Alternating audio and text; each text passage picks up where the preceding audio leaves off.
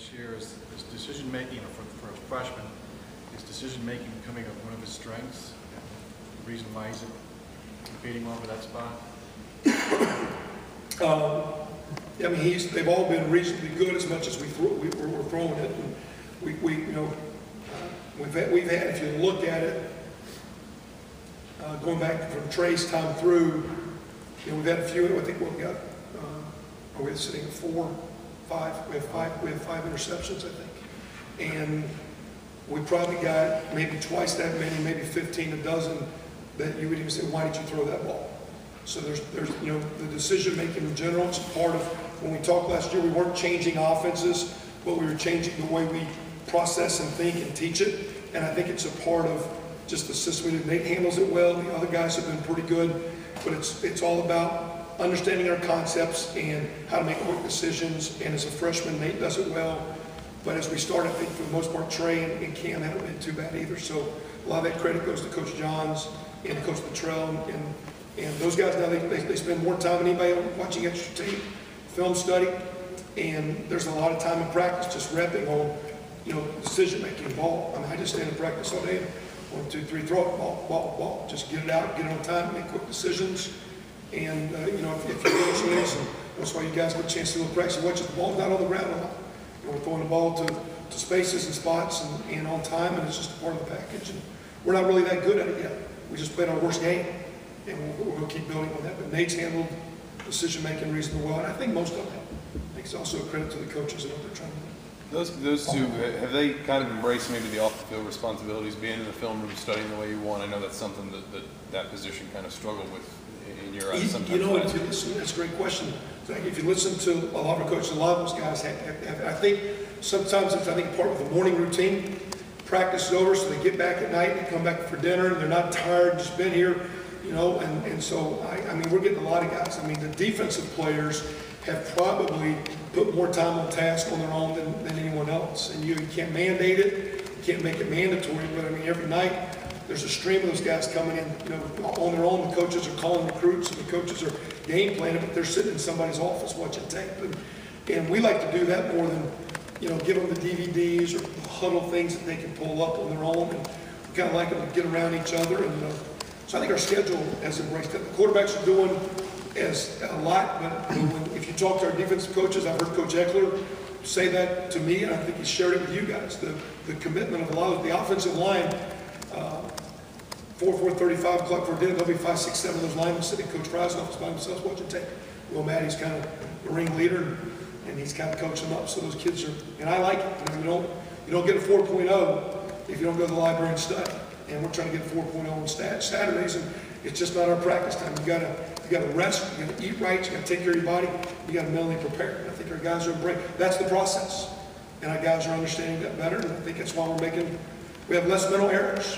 That's why we're playing better football. Our kids are working. They're committing to doing the things that it takes to win. I guess that brings up kind of a bigger picture. You obviously want more wins on the field, but in terms of the progression of the program since you took over, is it coming along? Is it turning into the program that you envision and that you want it to be? It's getting here. I mean, I like it. I like our guys. I mean, I didn't like some results, and I keep saying those guys are giving us a great go, great effort, great commitment. So as coaches, we're a part of the process. Let's keep finding answers for them. That's our job. So whether it be different play calls, different means of practice, different things we do to motivate those guys, because our kids have bought in an unbelievable way. And again, I got a great deal of respect. So offensively, defensively, across the board, scout team kids. I had a question on the radio show about that. So we're so much better scout team, not just offense, defense, our kicking scout teams. So we're getting good looks when we prepare our punt team or our punt return team. So it's a completely different vibe. It still has a long way to go. These kids are working hard. They have a great attitude. They're fun. They're laughing. I just think the whole setup's different. We come off the field now. I even thought that as I walked into the cafeteria, because we practice and then give them lunch before they go to their 12, 20, or 1 o'clock classes. And there's a little roar. Just the guys just talking, laughing. So there's a much better camaraderie with our guys, and I just think they like each other. We're not all best buddies. It's a much more family atmosphere. It's what you're trying to build. How much does that help just because you're coming off a win, too? Nah, it's been, no. That's why when we were, quote, on the scoreboard struggling, we weren't struggling. Because those guys, they were getting it. And I was just disappointed and hurting for them. We got to do something as coaches to find something for them because it's been there.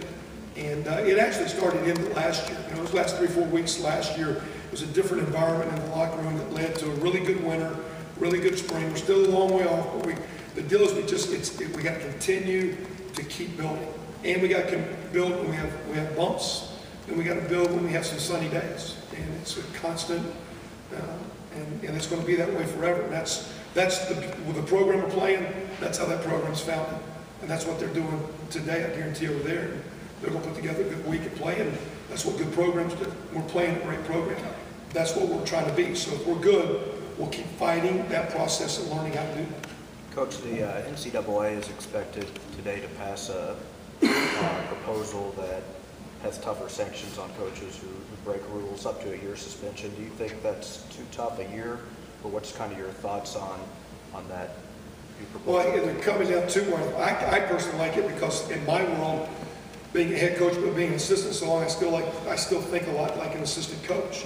And that being said, I think most head coaches know what goes on in the programs. So I think it's my responsibility not only to educate our staff on what to do, but you know what those guys are doing. You make sure you hire guys that are doing things properly. And I don't disagree with anything. I think we're in a league where things are done very, very well. And there are a lot of places in the country where I think they are. And I think everybody's competitive. Everybody fights to win games. Everybody's fighting to win recruits. But at the end of the day, I think we got a bunch of great leaders, from the commissioner to our university and AD heads, through the coaches of our league, in all of our sports. I think there's a lot of good things going on in the Big Ten. So I'm for it, and don't have any issues with it at all. Anything else? What's kind of the latest with Jakari, Chase, Bernard? He was bragging to me today, Jakari, about how he had his pads on. You know, and I said we were having a discussion about alumni and former players, and his name popped up. So, because I always kid guys when hurt that you had a great career back when you used to play. So I kind of threw that one in a fun line. He's back at Chase, has been practicing last week.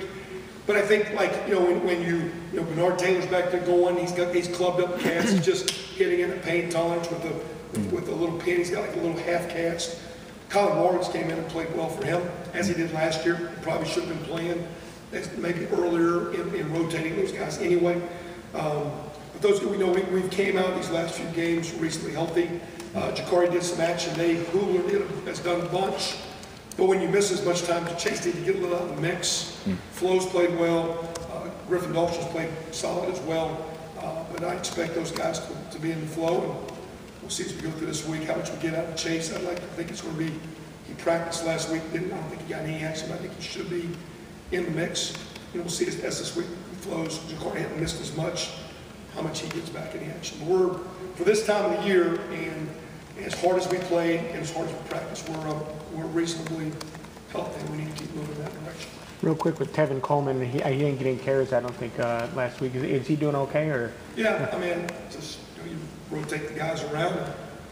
He's back on the kick return, and was in some. We didn't have a lot of plays, and so Coach McCullough kind of manages that. Same deal with receivers.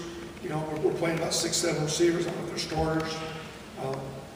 Same deal defensive line. We're playing 8-9 of them. I don't know really who starts. There might be a guy that jogs up front, but there's going to be 4 D tackles and 4 or 5 defensive ends that play. So there's just a lot of those guys playing, and sometimes you get a hot hand, it gets called. He's been practicing well. And he's had a good week this week. So should be fun. Is that it?